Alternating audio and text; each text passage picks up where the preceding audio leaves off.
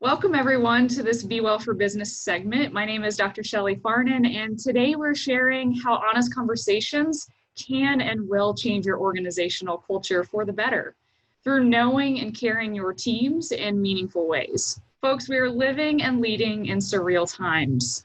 We're leading during a pandemic. We are leading during what will be known as a historical period in which we are bravely and unapologetically standing for and demanding liberty and justice for all. And we're leading during a political season considered to be one of the most, if not the most, divisive and polarized.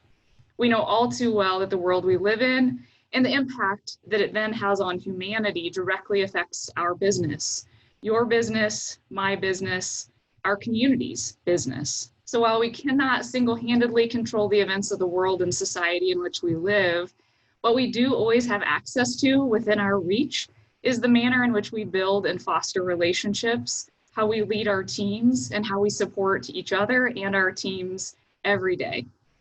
Our quality and investment in relationships and how we lead directly affects our resilience, our ability to respond and cope in the world around us regardless what storm comes our way, figurative or literal storm. So many are saying right now, people are struggling.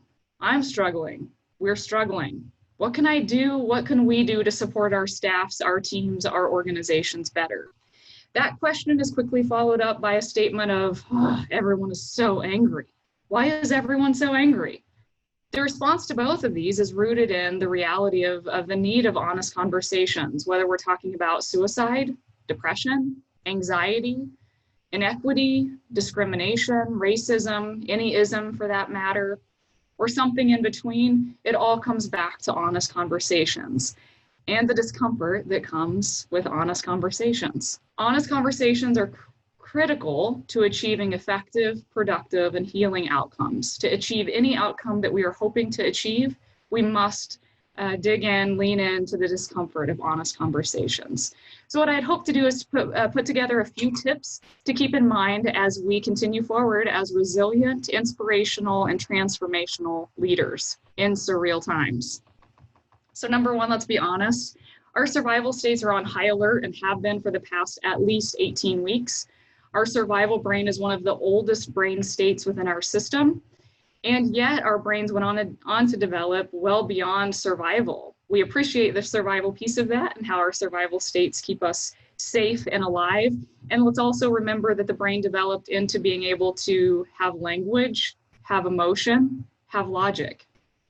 Our survival brain is not meant to be a stable resting state. Let me reiterate, we've been navigating our survival systems for at least 18 weeks in the pandemic, and then we have added crises on top of that pandemic. As long as we're in these tax survival states, we don't have the resources that we usually do to get into problem solving, to have the best language. So when you see anger, is it really anger, or is it that our survival states are exhausted? We're exhausted. We're tired of COVID. We're tired of figuring out life in COVID. We're tired of inequities. Quite frankly, someone said today, I'm tired of it all. As we think of the second mental health curve, what we also know is that we have each other and that our best opportunities is to lean into each other, especially in our workspaces where we all arrive together every single day. Honest conversations. Honest conversations communicate that you as a leader and as an organization are in tune, that you're caring for, that you care for your organization, for the people that are in your system. And you either understand what's happening in the world or you are committed to learning and understanding what's going on in the world and then how to help your teams thrive and live during these times. In order to have honest conversations, we refer to this as being a trauma-informed organization. Really what this gets to is what the person-brain model and Dr. Paul Baker referred to as the 4 elements of flourishing. We have to create spaces in which people feel safe, in which people feel connected, and in which people feel respected and significant. So I challenge each of us as leaders to consider our own safety, our own significance, our own connection at work. How valued do we feel? How respected do we feel at work? And then with each person that you lead, consider what you think their levels and ratings might be, and then you might even think through asking these questions in a protected way. In order to thrive, each of us, let me restate, have to feel safe, connected, significant, and respected. You can apply that in any of your spaces, and most importantly, within our workspace and work culture. Next, remain mindful that behavior is a critical form of communication. Too easily, we just judge behavior, we label behavior, and we assume what that behavior means. Let's remain mindful that the behavior is on the surface and emotion is driving that. There is something underneath that behavior that we really, as leaders especially, owe it to our teams to lean into and try to understand. When you notice new and different behavior, remain curious. Don't ignore, don't avoid, which is so easy to do right now when we're so overwhelmed. Be sensitive yet overt in acknowledging the behavior, the change in behavior, and working to understand. As we think through suicide and mental health risks right now, the best thing that we can do to save a life is acknowledge change in behavior. Offer support, reach out, don't avoid, don't ignore. Did you know that anger is about injustice? So as we ask that question, everybody's so angry. What that means is that a lot of us feel that life isn't fair, something is not fair to us, and that we have experienced, or our people have experienced, an injustice or injustices for centuries. Anxiety is about uncertainty. So it's not that just folks are anxious humans. It's often that there is so much uncertainty in the world. Ask ourselves, how much uncertainty are we navigating every minute of every day right now?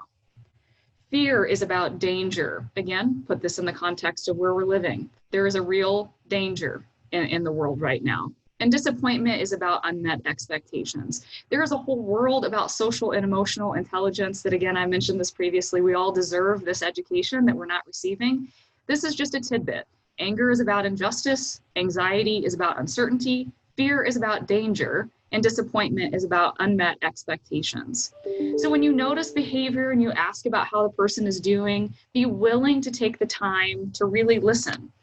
Not listen to fix, not listen to respond, but listening to understand. One of the most healing things that we can do as leaders, and one of the most effective behaviors that we can do as leaders to get productive outcomes, is to hear our people. Don't fix your people. Don't try to respond with an amazing answer. Listen. That's where the change will happen. Always remain curious and committed to understanding and connecting. And again, just reiterating, a response does not fix the situation. Connection is what is healing. If we can do nothing else, if this feels all too overwhelming, lean into the 6 levels of validation. If 6 feels like too much, take the first 2. Stay awake and pay attention. Show the person that you're listening. Good eye contact, open body posture. And number 2, reflect what they're saying. If human relationships feel like too much, those first 2 levels of validation can be your key to effective leadership. So validation. There is so much more that we could offer as leaders, especially during times of crisis. Really the focus is, and what my hope is as a leader in the community and within my organization and just as a human, is that we can find communities and spaces and outlets where we all are committed to developing a resilient mindset in which we can navigate anything together. So it's not just surviving COVID, it's not just surviving the current political climate, it's building a mindset, building a support system in which I can thrive and we can thrive together through anything.